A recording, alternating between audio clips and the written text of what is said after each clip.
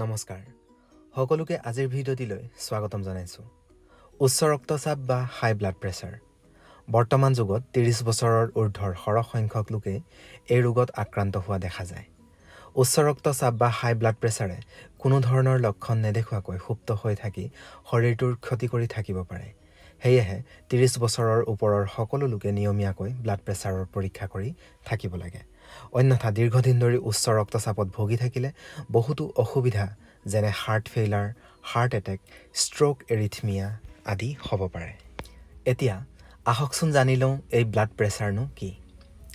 আমাৰ হৃদপিণ্ড বা হাৰ্টটোৱে ধপধপনিৰ জৰিয়তে যেতিয়া হাৰ্টত জমা হোৱা তেজ শৰীৰৰ আন অংগসমূহলৈ তেজৰ নলিকাবোৰেৰে ঠেলি পঠিয়ায়, তেতিয়া এই তেজে নলিকাবোৰৰ ওপৰত এটা প্ৰেছাৰ বা চাপ সৃষ্টি কৰে। ইয়াক ব্লাড প্ৰেছাৰ বুলি কোৱা হয়। আমাৰ হাৰ্টটো অহৰহ ধপধপনি হৈ থাকে। প্ৰতিবাৰ ধপধপনি হওঁতে ব্লাড প্ৰেছাৰ আটাইতকৈ ওপৰলৈ উঠে। ইয়াক চিষ্টলিক ব্লাড প্ৰেছাৰ বুলি কোৱা হয়। আনহাতে এটা ধপধপনি হৈ উঠাৰ পাছত আনটো ধপধপনি আৰম্ভ হোৱাৰ মাজৰ সময়খিনিত প্ৰেছাৰ আটাইতকৈ কম হয়। ইয়াক ডায়েষ্টলিক ব্লাড প্ৰেছাৰ বুলি কোৱা হয়। এজন মানুহৰ ব্লাড প্ৰেছাৰ কিমান তাক বুজাবলৈ দুটা সংখ্যাৰে বুজোৱা হয় আৰু ডাক্তৰে ফটোখনত দেখুওৱা ধৰণে যিকোনো এটা প্ৰকাৰে ৰোগীজনৰ ব্লাড প্ৰেছাৰ লিখে। ইয়াৰে প্ৰথমত লিখা বা ওপৰত লিখা সংখ্যাটোৰে চিষ্টলিক ব্লাড প্ৰেছাৰ আৰু পাছত বা তলত লিখা সংখ্যাটোৰে ডায়েষ্টলিক ব্লাড প্ৰেছাৰ বুজোৱা হয়। এতিয়া আহকচোন জানি লওঁ আমাৰ নৰ্মেল ব্লাড প্ৰেছাৰনো কিমান থাকিব লাগে। যদিও বয়স অনুসৰি ব্লাড প্ৰেছাৰৰ তাৰতম্য দেখা যায়, তথাপিতো গড় হিচাপে চিষ্টলিক ব্লাড প্ৰেছাৰ বা ডাক্তৰে আগত লিখা বা ওপৰত লিখা ব্লাড প্ৰেছাৰ ১১০ৰ পৰা ১৪০ৰ ভিতৰত থাকিব লাগে। অন্যহাতে ডায়েষ্টলিক ব্লাড প্ৰেছাৰ অৰ্থাৎ ডাক্তৰে পাছত বা তলত লিখা ব্লাড প্ৰেছাৰ ৬০ৰ পৰা ৯০ৰ ভিতৰত থাকিব লাগে। যদিহে আপোনাৰ এই চিষ্টলিক ব্লাড প্ৰেছাৰ ১৪০তকৈ অধিক আছে বা ডায়েষ্টলিক ব্লাড প্ৰেছাৰ ৯০তকৈ অধিক হয়, তেনেহ'লে ক্লিনিকেলি আপোনাৰ উচ্চ ৰক্তচাপ বা হাই প্ৰেছাৰ হৈছে বুলি কোৱা হয়। উচ্চ ৰক্তচাপ বা হাই ব্লাড প্ৰেছাৰ হ'লে কোনো লোকৰ মূৰ ঘূৰাব পাৰে, গলধনত বিষ হ'ব পাৰে আৰু আন কোনো লোকৰ নাকৰ পৰা তেজ ওলোৱা দেখা যায়। কিন্তু সৰহ সংখ্যক লোকৰে হাই ব্লাড প্ৰেছাৰ হ'লে কোনো ধৰণৰ লক্ষণ পৰিলক্ষিত নহয়। সেয়েহে হাই ব্লাড প্ৰেছাৰ ধৰা পেলাবলৈ নিয়মীয়াকৈ ডাক্তৰৰ হতুৱাই প্ৰেছাৰৰ পৰীক্ষা কৰাব লাগে। এতিয়া আহকচোন জানি লওঁ এই উচ্চ ৰক্তচাপ বা হাই ব্লাড প্ৰেছাৰ হোৱাৰ কাৰণসমূহনো কি কি। সৰহ সংখ্যক ৰোগীৰ ক্ষেত্ৰতে উচ্চ ৰক্তচাপ বা হাই ব্লাড প্ৰেছাৰ হোৱাৰ কোনো কাৰণ উদ্ধাৰ কৰিব পৰা নাযায়।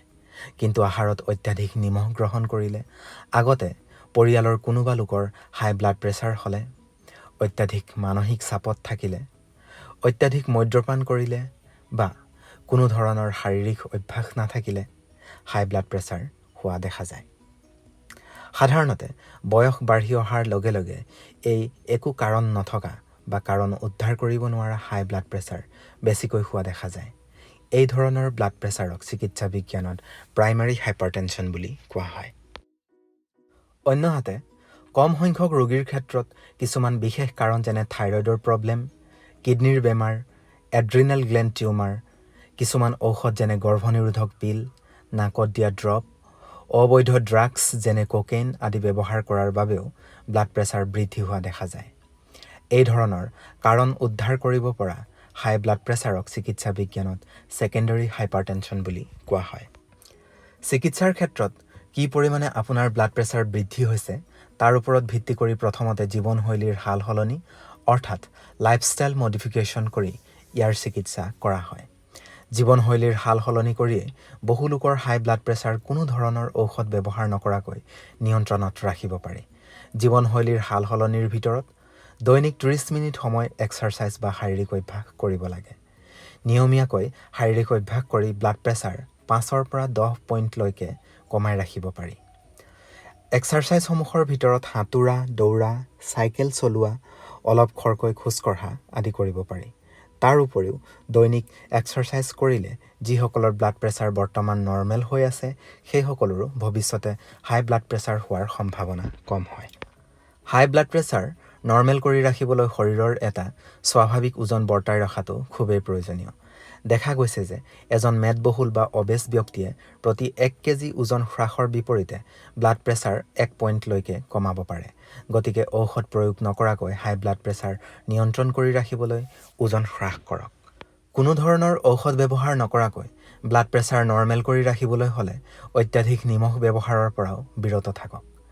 দেখা গৈছে যে এদিনত নিমখ 5 গ্ৰামতকৈ সৰু চামুচেৰে 1 চামুচ কম ব্যৱহাৰ কৰিলে উচ্চ ৰক্তচাপত ভুগি থকা ৰোগীৰ ব্লাড প্ৰেছাৰ কমি আহে। সেয়েহে খাদ্যত অতিৰিক্ত নিমখ গ্ৰহণ কৰিব নালাগে।